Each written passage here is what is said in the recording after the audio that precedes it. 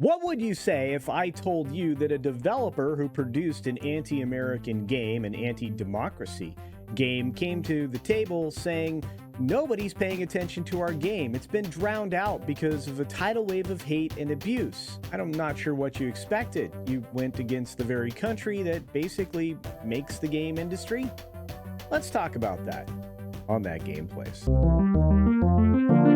Hi, folks, it's CC here for That Game Place, and I'm joined by the amazing mystery man of Mischief, Stone Cold Loki. How you doing, Loki? Doing good, ready for this trash fire with Dustborn. Let's light it up. Actually, yeah, I didn't even have to mention the name, and we already knew what we were talking about. But let's jump straight into it. Coming from that Park Place and the great writer John F. Trent over there. Dustborn developer Red Thread Games claims response to game has been drowned out by a tidal wave of hate and abuse. Loki, if there's like less than 100 people playing this game, where's this tidal wave coming from now? I have no idea. These devs are absolutely crazy. They're drinking the wrong Kool-Aid, and you can tell that with everything that is in this game, from canceling to mind wiping to deep reprogramming people's thoughts. They're drinking the wrong Kool-Aid over their culture. Yeah, I don't know if it's Kool-Aid, but it's something. And the developer claimed that the conversation around the game has been drowned out by a tidal wave of hate and abuse. Well, again, the official post is a little more in-depth, which I'm going to read. Since we first announced Dustborn, we've read your comments and listened to your feedback, hopes, and wishes for the game. Over the past 4 years, our team has poured their hearts into telling a story that's deeply meaningful to us, a story about the power of words, about building a world where everyone can feel safe, about love, friendships, and robots, of course. The company continued, we expected Dustborn to spark conversation and debate and look forward to engaging with our partners in a positive and constructive fashion. Unfortunately, that conversation has been drowned out by a tidal wave of hate and abuse. There has been no conversation culture. They have not had a conversation with anyone. The devs haven't conversated with anybody but themselves. This is, like they say, this is their story. They didn't care about what the community was interested in. They don't care what the gamers are interested in. They're in their little writer's room bubble, and all they've cared about is their wants and their needs, not the community's. Well, yeah, and I'm afraid it's almost always a one-way conversation with people of this mindset. But they continued on in their statement saying, we welcome thoughtful feedback and respectful criticism. We embrace discussion and debate, but we have zero tolerance for hate speech, harassment, threats of any kind. Those who engage in such behavior will be removed from our community. So I read that as you can't say anything negative about the game. You can't say, anything that is dissatisfactory about anything in the game. And you really shouldn't say anything at all if we can, deem it a threat. So just be quiet and go away. Well, you're not going to get a lot of discourse with that. But to everybody else, thank you for coming with us on this journey. Your support means everything, and your constructive feedback continues to push us to learn and evolve. Together, let's continue building a world where everyone can feel valued and empowered to share their story. See, that's what they want. They want everybody to be able to tell their, narcissistic, point of view, their truth, which is, just like, this is the way I wish things were, instead of, reality around them. And that's the problem. These people are living a fantasy land. And that's good if you're making a good game. It's bad if you're making a game based on an ideology that no one shares. Of note, the company turned off replies, of course, to that, and did not provide any evidence of the hate speech, harassment, and threats. Loki, do you normally see people making these claims provide any kind of, evidence? Nope. And the only feedback they've gotten is how disappointed people have been with the game. The fact that this is not what they thought it was going to be, that they're not really interested in playing it. You know what? If someone isn't really interested in playing your game, is that hate? Is that harassment? Is that a threat? Have you been threatened by someone saying, you know what, I'm not really into this whole cancel, mind wipe, reprogram idea that you've got? And the whole thing they say about a game of love and friendship, There are times in this game, if you've seen any of the replays or the videos, where you mind wipe friends, where you change their ideology because they have wrong think, where you pick on people for not agreeing with your way of thinking. That is how they describe a game of love and friendship and a journey. So the people that have gone on this journey with them, all 15 of the players that they have right now, it has to be their own team that believes in this ideology of, if you do not share our viewpoints, you must be changed, you must be altered, or you must be walked out in front of a bus, because that's what you do in one of the first scenes of this game, is walk a police officer out in front of a bus, and it's called canceling, because they are going to arrest you.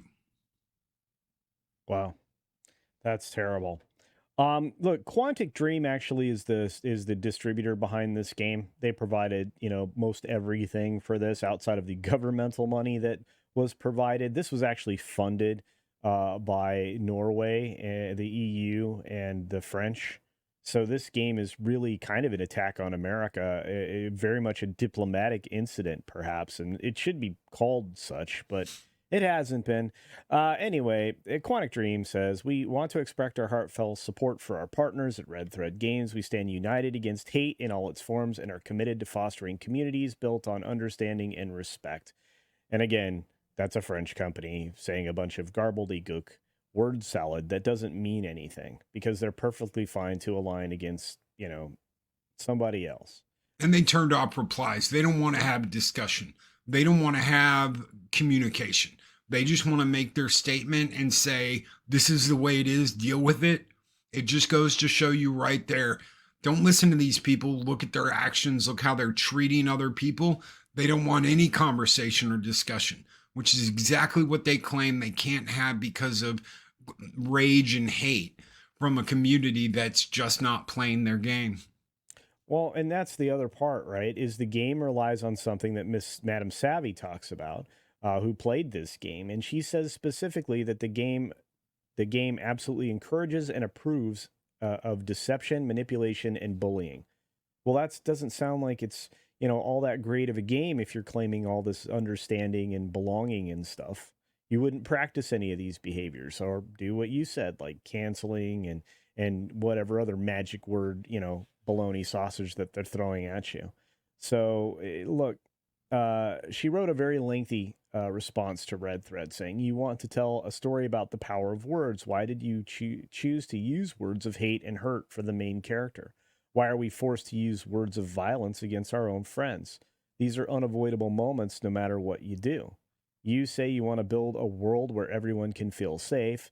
Then why did every single person we come across have their life ruined by the player character and the group? Why aren't the powers of packs something like salve or healing? Why is everything based on manipulation? This game is driven by pure hate, and it was created of pure hate. And I think it's really funny when people are doing hateful things and tell you to stop hating on the hateful things they're doing. It's weird. It's weird. We could go on and on about this because this article goes on for a bit, breaking it all down. And Madame Savvy's words are biting. Her focus on this is glorious, and she's telling them a thing or two. The Kotaku's review of the game shared more about the game and its encouragement of bullying, deception, and manipulation. She says, I'm not too sure how people with powers who admit to being con artists can be oppressed, or people with money. Noam is rich, and Paxis openly manipulates people to avoid situations. You are forced into triggering your friends, and none of your actions cause any consequences, as they'll always reassure that you did the right thing. So it is encouraging you to be a terrible human being, and and you're solely driven by hate because people don't look at the world your way. This is a problem with modern gaming, and it's one of the things I think that we hate about it the most. Loki, are you gonna play this game? Are you interested in watching others play this game? Do you think this game should be maybe banned for its international attacks? Or do you think that the marketplace will take care of banning it since really nobody's playing it?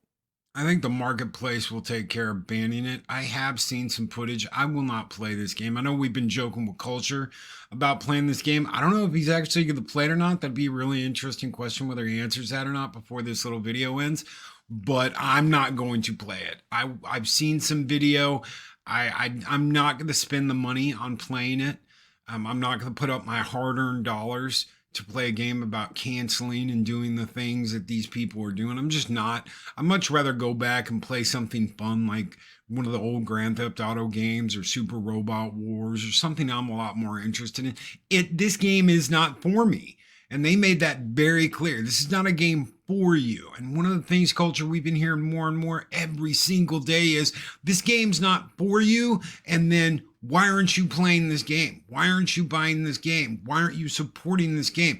You made it evidently clear this game's not for me. It wasn't made for me, and I don't need to play it. So why would I spend the money on playing it? That's a good question. Look, the all-time peak for Dustborn is sitting still at about 76. The current average for the last however long it's been out, which isn't long, is 34.7 players is the average 24-hour cycle. As of the moment we're speaking, 35 players are playing this game. That's it. And it goes to show that this game isn't made for anybody, let alone you and I. But on that note, I have to ask our audience a question. What do you think? Do you think that games like Dustborn should, be in the world as examples of what not to be? They're allowed to be out there because they are the laughing stock of games, and it's something we can all point to as nobody wants these terrible politically driven ideological games out there. And should it be a lesson to game studios and maybe governments that perhaps this isn't the right way to spend taxpayer money? On that note, as always, get your game on.